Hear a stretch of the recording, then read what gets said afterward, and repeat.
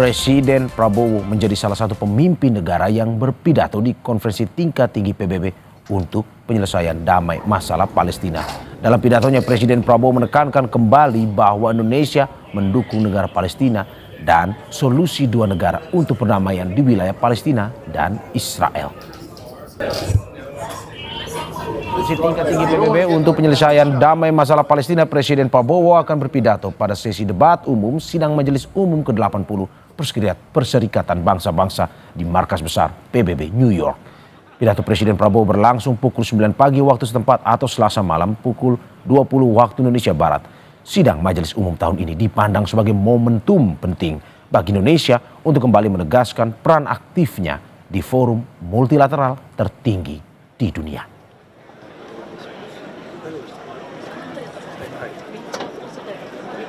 The ongoing unbearable tragedy in Gaza. Thousands of innocent lives, many of them women and children, have been killed. Famine looms. Human catastrophe is unfolding with our eyes.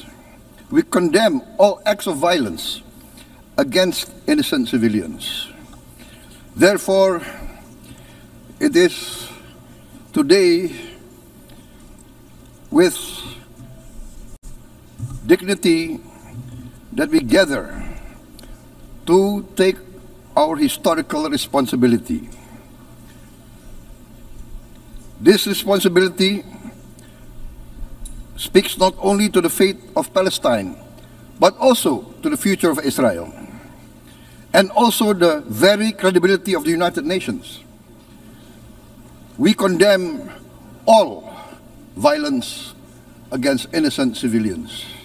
Therefore, Indonesia once again reiterates its commitment to the two-state solution in the Palestine problem.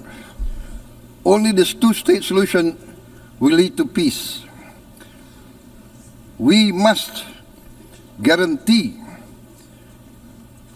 statehood for Palestine, but Indonesia also declares that once Israel recognizes the independence and the statehood of Palestine, Indonesia will immediately recognize the state of Israel, and we will support all guarantees for the security of Israel. Untuk memantau informasi terkini persiapan pidato Presiden di sidang Majelis Umum PBB, kita sudah terhubung dengan jurnalis harian Kompas Laraswati Ariadna Anwar dari New York, Amerika Serikat. Pagi Mbak Dana. Halo, selamat malam waktu New York, Mario. Selamat pagi waktu Jakarta, Mbak Dana. Mbak, bagaimana dengan suasana di sana jelang pidato para delegasi negara-negara PBB yang Mbak Dana bisa informasikan kepada kita di Indonesia saat ini?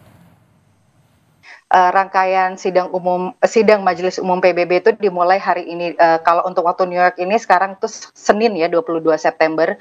Jadi pidato para kepala negara dan kepala pemerintahan itu dimulai hari ini. Cuma debat umumnya adalah Selasa 23 September.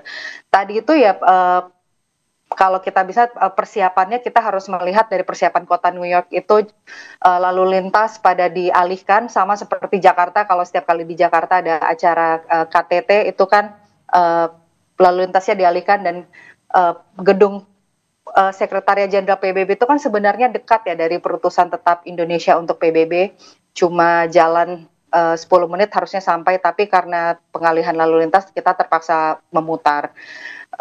Tentunya delegasi dari 193 negara anggota PBB ada semua di sana, demikian juga dengan para wartawan dari berbagai belahan dunia juga ada di sana. Tadi yang sudah terlihat itu untuk kepala negara dan kepala pemerintahan, selain Presiden Prabowo, juga ada Presiden Prancis Emmanuel Macron, ada Raja Jordania Raja Abdullah, Pangeran Muhammad bin Salman putra mahkota Arab Saudi tidak ada, tapi diwakili oleh Menteri Luar Negerinya Pangeran Faisal bin Saud.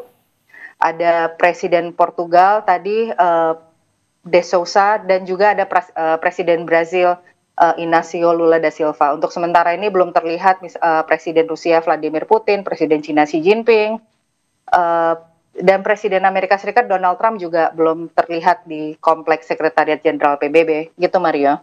Mbak Dana, ini kan Presiden nanti akan berpidato. Ini persiapannya seperti apa yang dilakukan oleh Presiden sebelum nanti berpidato? Presiden Prabowo itu sudah berpidato tadi, tapi bukannya debat umum ya. Itu yang tadi tentang pembahasan mengenai solusi dua negara Palestina. Besok itu dia akan berpidato di debat umum sidang PBB. Dia mendapat urutan yang ketiga. Untuk persiapannya seperti apa itu masih rahasia. Ini saya nggak ngarang ya. Ini tadi kita ngobrol-ngobrol dengan Menteri Luar Negeri Sugiono. Kita kan nanya, Pak, Presiden persiapannya seperti apa? Kasih kita kisi-kisi dong. Terus dia bilang, oh saya nggak bisa ngasih karena itu akan jadi kejutan. Jadi memang ajang ini kan bisa dibilang istimewa ya, karena ini 10 tahun baru kepala negara Indonesia itu kembali ke panggung sidang Majelis Umum PBB. Setelah 10 tahun sebelumnya kan kita diwakili oleh Menteri Luar Negeri, dan kebetulan kita juga mendapat giliran yang ketiga untuk di debat umum besok. Jadi tampaknya Bapak Prabowo ingin menjaga supaya isi pidatonya itu persisnya menjadi kejutan. Tetapi yang jelas dia akan membahas mengenai isu multilateralisme, dia juga akan membahas mengenai Global South, dan dia juga akan membahas mengenai warna khas Indonesia, seperti itu.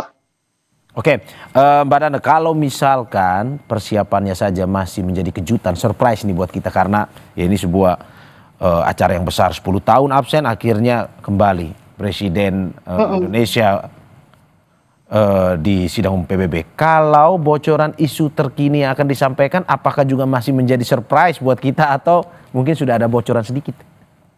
Betul, katanya dia akan membicarakan mengenai multilateralisme karena kan Indonesia itu sangat mendukung multilateralisme.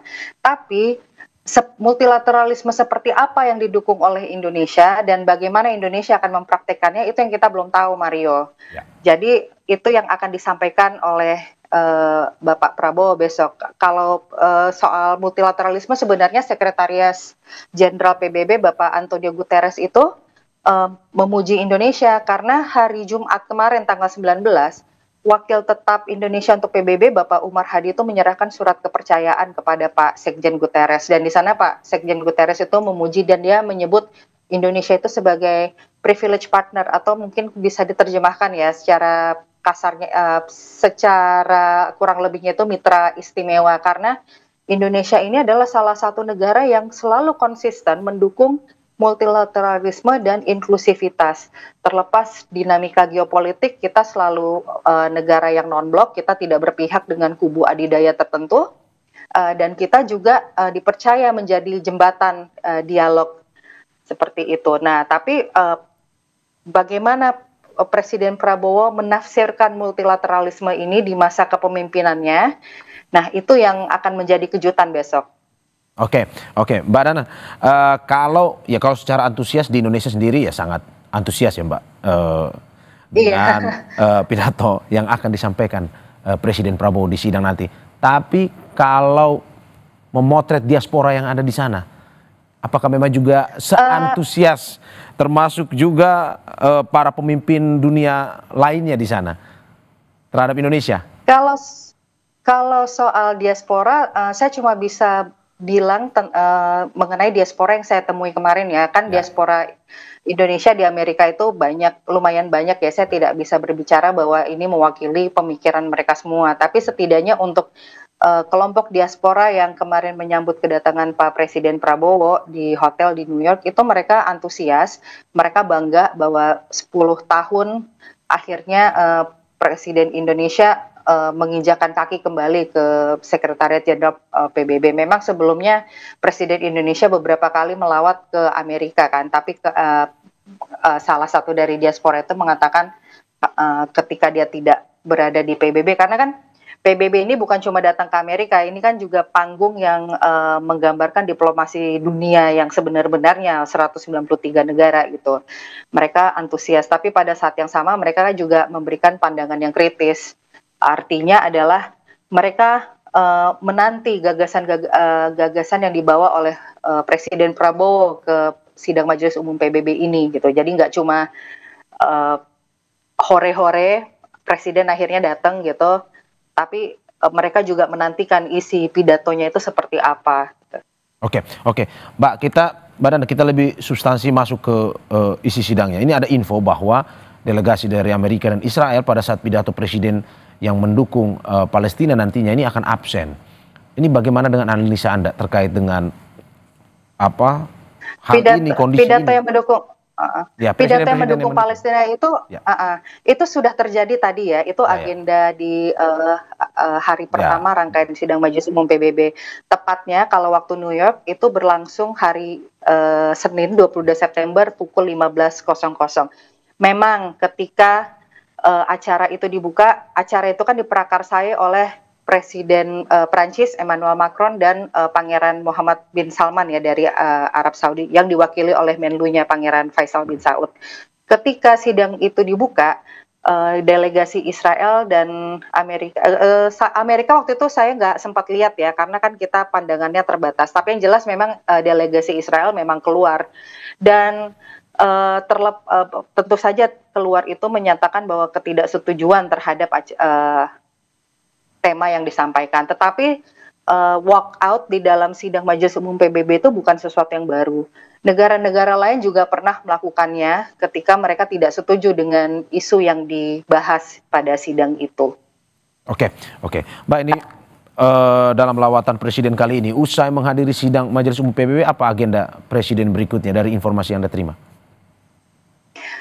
Agendanya juga masih tentatif, tapi ada kemungkinan Bapak Presiden itu akan melanjutkan perjalanan ke Kanada. Tapi ini juga kita belum tahu ya, karena ini dinamis sekali agendanya. Bahkan ada beberapa jadwal pertemuan yang kita menerima jadwal kemungkinan akan melakukan bilateral atau multilateral dengan negara-negara tertentu. Kita nggak tahu karena pada hari berikutnya itu bisa langsung berubah gitu. Jadi kita belum bisa menjanjikan apa-apa ini kepada pembaca maupun pemirsa gitu karena memang pada hari H kita bisa baru tahu nanti jadwal pastinya seperti apa.